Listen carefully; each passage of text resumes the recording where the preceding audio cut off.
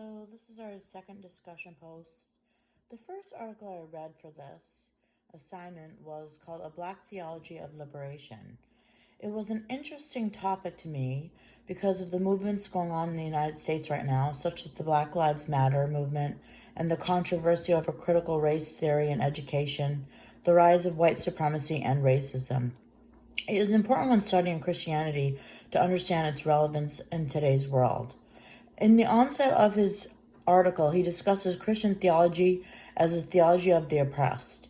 He believes you cannot have Christianity without God siding with the liberation of the oppressed. He believes that God chose the Jewish people as his own because of the state of their oppression.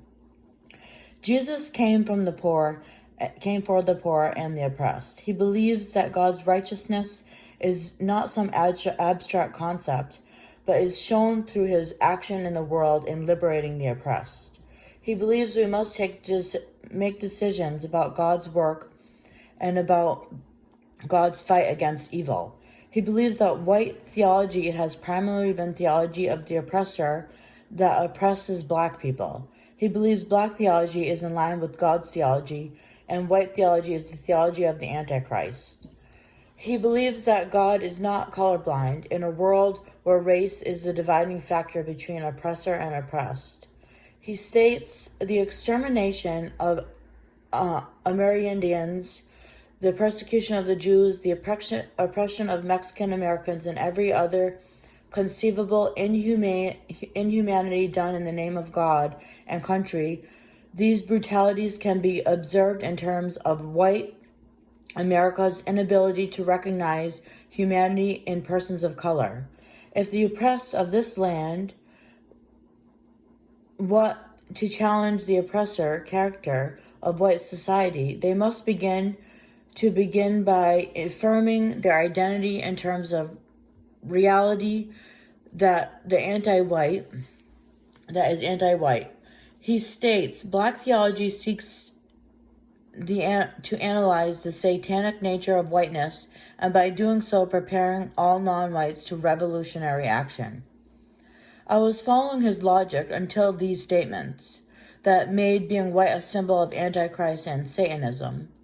I think there is truth in many of his previous statements that God is a God of the oppressed, and Christian theology is a liberation theology.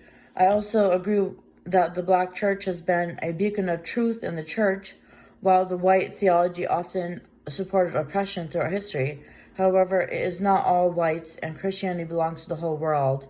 The goal should be the fullness of equality. In the second article I read was Universalism, Sin, Salvation in Romans 5:12-21. I won't read you the whole verse, but I'll read you the verse 18, which was most focused on in this chapter, in this article. It says, Therefore, as one trespass led to condemnation of all men, so one act of righteousness led to the justification for life for all men.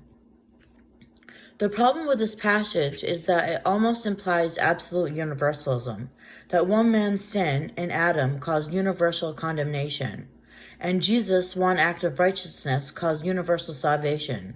Mark Rapinchuk does not believe that it is what Paul intended. He believes all men refers to meaning Jew and Gentile, and the offer of salvation is given to all men.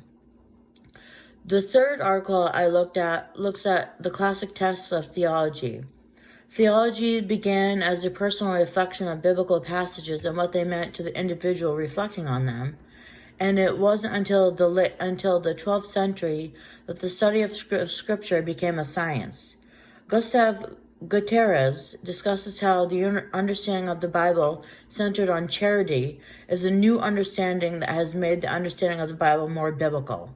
This article is from the Book of Liberation Theology and Salvation, and I would like to read more about it in the future. It seems very interesting. Thank you so much. Bye.